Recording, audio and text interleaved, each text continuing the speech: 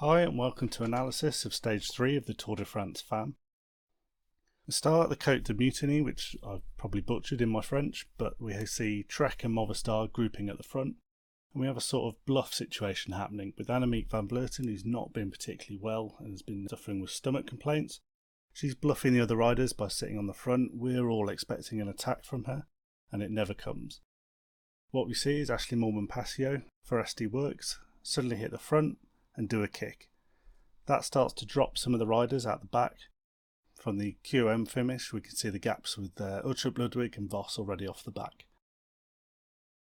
By the time they cross the line, you can already see the rest of the peloton already in tatters. The next big drama is Demi Vollering taking this corner. There were a lot of bits of loose kind of gravel across lots of the roads on the stage. She loses it, Liane Lippert hits the brakes and goes down with her.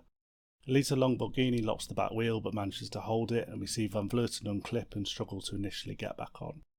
That splits the front group up. We can see on this descent with the corners that Longo-Borghini is pushing on, Van Vleuten's right at the back, just about hanging on, and behind them Vos, Uttrup Ludwig and Labous are already distanced.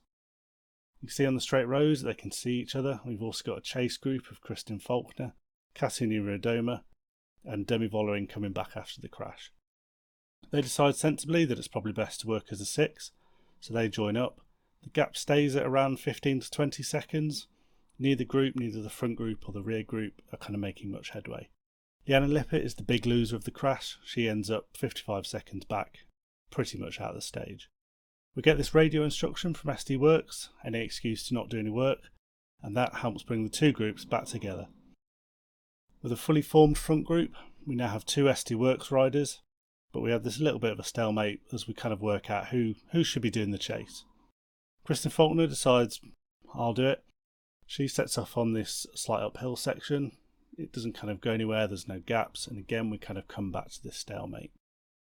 With the Montbonnot coming up, it's got bonus seconds at the very top. It's kind of the next spark for the GC battle. Once again, Ashley Moolman-Pasio, she's the one who attacks.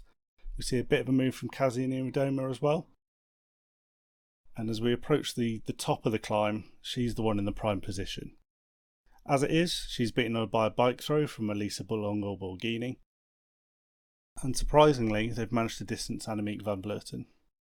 That suffering from Van Vleuten carries on, and she has a gap to the front group that this descent is hard to close. Vos tries her best. She's attacking off the front of the chase group, and she's able to catch up with the front three. People like Cille, they have to put in a little bit more effort in order to close that gap. On this long descent, you can just about see Van Vleuten in the background. She's by the cars halfway down the descent. But ultimately, this group is now going to be the one that holds it to the line. We see gaps still forming around some of the technical options, and it's Demi Vollering who comes round to the front in order to take it up to the line. Everyone kind of holds these positions from the overall headshot, and there isn't too much movement from here to the finish. What the pace does though is it allows Annemiek van Vleuten to come back on. She's able to join them just within the last 1k to the finish. And we see Marianne Vos sat on Katarina Rodoma's wheel. She's following Vollering through the corner. And we've got Cille on Vos's wheel and Longo-Borghini on her wheel. Mavi Garcia is often to the side taking in the wind.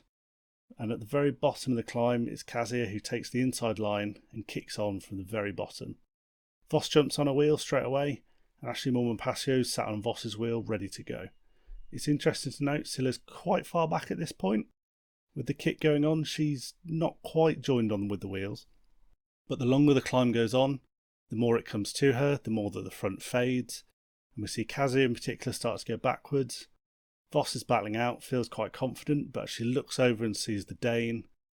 That's pretty much kind of it for the stage win. Vos has got a little bit more of a kick than everybody else, but it's Cille comfortably takes the win, having timed her sprint up the final climb absolutely perfectly.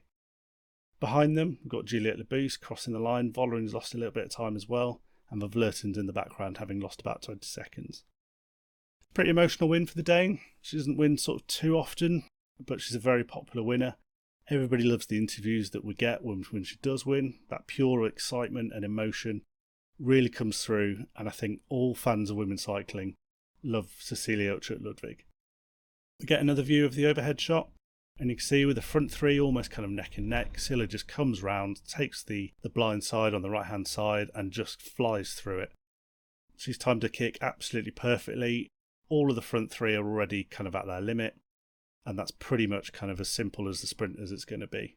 She's got enough time to celebrate, take in the crowds. There is a little Danish flag on the finishing straight, and obviously the customary Fanta as well.